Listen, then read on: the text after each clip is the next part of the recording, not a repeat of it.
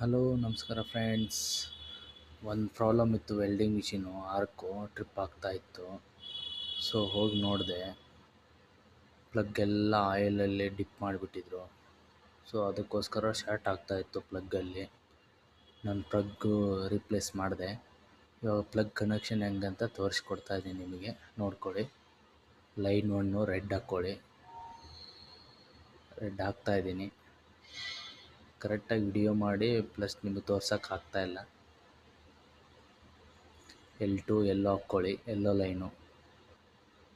L3 ಬಂದು blue ಹಾಕ್ಕೊಳ್ಳಿ. In case ಅದು ಪ್ಯಾನ್ ಇದ್ದರೆ ನ್ಯೂಟ್ರಲ್ ಹಾಕ್ಕೊಳ್ಳಿ. L1 L2 L3 ಇಲ್ಲಿ ನ್ಯೂಟ್ರಲ್.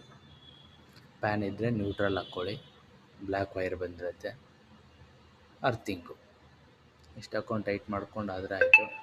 ಆಯಿಲ್ ಬಿದ್ದಿದೆ ಅಂತ ಹೇಳಿದ್ನಲ್ಲ ನಮ್ಮ ಫ್ರೆಂಡ್ಸ್, ಇದೇ ಆಯಿಲ್ ಇಲ್ಲಿ ಈ ಪ್ಲಗ್ಗಲ್ಲಿ ಆಯಿಲೆಲ್ಲ ಹಾಕ್ಬಿಟ್ಟಿದ್ದಾರೆ. ಸೊ ಅದಕ್ಕೋಸ್ಕರ ಹಂಗೆ ಹಾಕಿದರೆ ಟ್ರಿಪ್ ಆಗ್ತಾಯಿತ್ತು. ಆಮೇಲೆ ಇನ್ಸೈಡ್ ಎಲ್ಲ ಆಯಿಲೆಲ್ಲ ತೆಗೆದು ನ್ಯೂ ಪ್ಲಗ್ ಇನ್ ಫಿಕ್ಸಿಂಗ್ ಬೇರೆ ಪ್ಲಗ್ ಹಾಕಿದೆ. ಥ್ಯಾಂಕ್ ಯು, ನಮಸ್ಕಾರ.